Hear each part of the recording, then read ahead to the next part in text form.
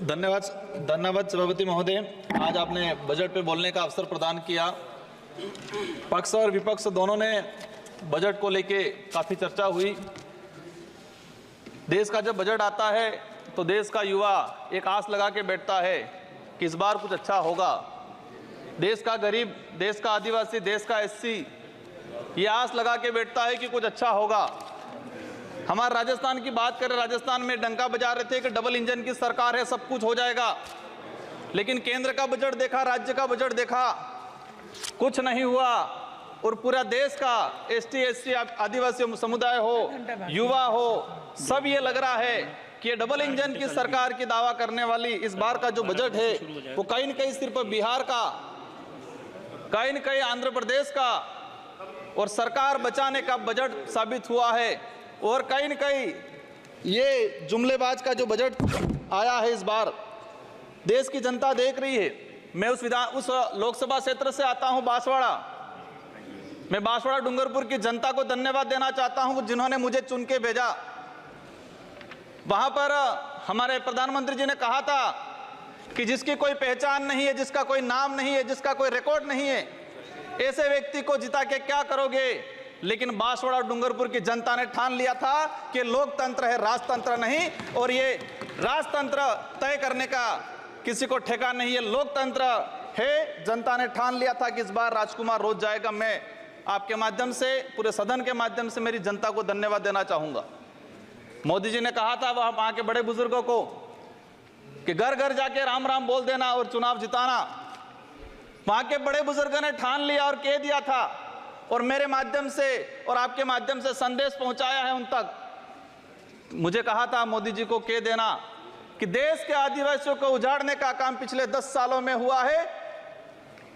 देश के अंदर धर्म की राजनीति हुई है। देश में 15 लाख रुपए बेरोजगारों को नौकरी देंगे यूं करके 10 साल राज किया है। इस बार हम सबक सिखाएंगे। और उन्होंने मेरे माध्यम से मैसेज पहुंचाया है कि गुरु गोविंद की धरती है, मावजी महाराज की धरती है, संत सुरमाल महाराज की धरती है। मानगढ़ दाप में 1500 आदिवासी शहीद हुए थे। मोदी जी 2 बार आए, लेकिन मानगढ़ के लिए, आदिवासी समुदाय के लिए एक शब्द नहीं बोल के गए, कुछ नहीं करके गए। तो उन्होंने मैसेज पहुंचाया है कि आदिवासी समुदाय जाग गया है और अब वो आदिवासी समुदाय नहीं रहा जो बहका में आ जाएगा और वोट दे देगा। माननीय सभापति महोदय, जो वर्तमान स्थिति बनी है बजट के अंदर, मैंने देखा धातुओं का खनन को लेकर उद्योगपतियों को टैक्स में छूट दी गई। लेकिन ये खनन कहाँ हो रहा है? धरती पे हो रहा है, हमारे देश में हो रहा है, पहाड़ों में हो रहा है, जंगलों में हो रहा है। और वहां पर जीव जंतु रहता है और आदिवासी समुदाय भी रहता है। लेकिन आदिवासियों के समय के आदिवासियों के लिए क्या प्रावधान किया गया? आदिवासी इलाके के अंदर देखा जाए, आदिवासी समुदाय बैठा हुआ है, उसको जमीन का पट्टा नहीं मिला हुआ आज तक, आजादी से पहले से बैठा हुआ है, लेकिन वो जमीन की बात करेगा। सभापति महोदय, यहाँ पर सत्ता को लेके होड़ मची रहती है, सत्ता पाने को लेके बोला जाता है। मैं जो कहना चाह रहा हूं, हमें सत्ता नहीं चाहिए, हमें हमारा अस्तित्व बचाना है, हमारा स्वाभिमान बचाना है, हमारा जल जंगल जमीन बचाना है। और देखा गया देश के अंदर आदिवासी समुदाय जल जंगल जमीन की बात करता है तो उसको नक्सलवाद का ठप्पा दे दिया जाता है, उसको नक्सलवाद के नाम से मारा जाता है। छत्तीसगढ़ का बस्तर का इलाका हम देखते हैं, 11 साल की बच्ची को मारा जाता है और कहा जाता है कि नक्सलाइट थी। 3-3, 4-4 साल के बच्चों को मारा जाता है, गर्भवती महिलाओं को मारा जाता है। आदिवासियों की, जब भी आदिवासी समुदाय अपने हक अधिकार की बात करता है तो उसको नक्सलाइट का ठप्पा लगाया जाता है।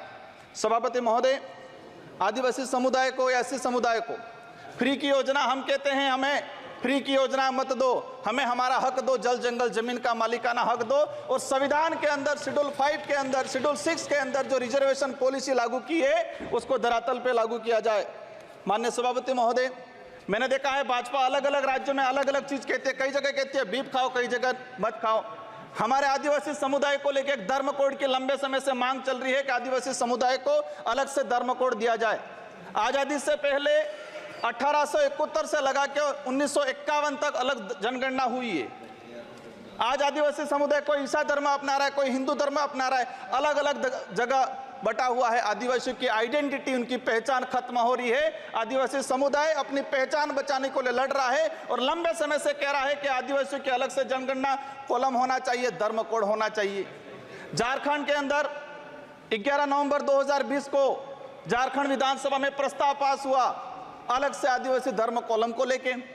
वहां विपक्ष में भाजपा थी और भाजपा ने समर्थन दिया और कहा कि आदिवासी समुदाय धर्म व्यवस्थाओं में भले हिंदू हो ईसाई उसमें नहीं आता है, आदिवासियों की अलग परंपराएं रीति रिवाज है, उनको धर्म कोड जारी किया जाए।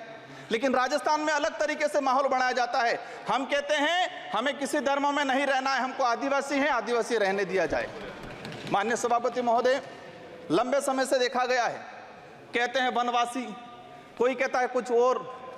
हम कहते हैं हमारी जो आइडेंटिटी है, हमारा जो देखा गया है कई बार कि जो व्यवस्था बनी है उस व्यवस्था के अंदर हम कई बार कहते हैं हमें कुछ मत दो एजुकेशन को लेकर।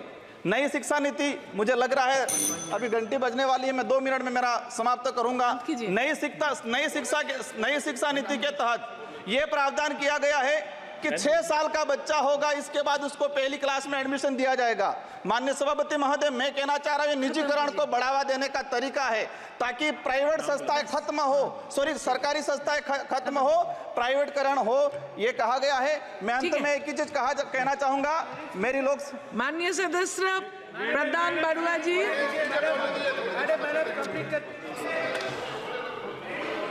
हो गया। धन्यवाद महोदया, मुझे आपने बजट में बोलने के लिए मौका दिया। मैं सर्वप्रथम प्रधानमंत्री जी को धन्यवाद ज्ञापन करता हूं, क्योंकि असम का अहोम डायनेस्टी का माउंट बेरियल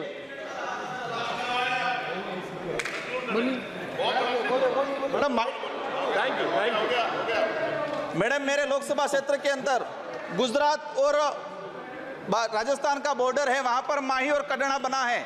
मैं सरकार से कहना चाहता हूं, अगर आदिवासी समुदाय के लिए, उस क्षेत्र के लिए कुछ करना चाहते हो तो इरिगेशन के तहत माही और कड़ना से प्रोजेक्ट तैयार करके उस इलाके के अंदर रखा जाए। अंत में आप सबको धन्यवाद।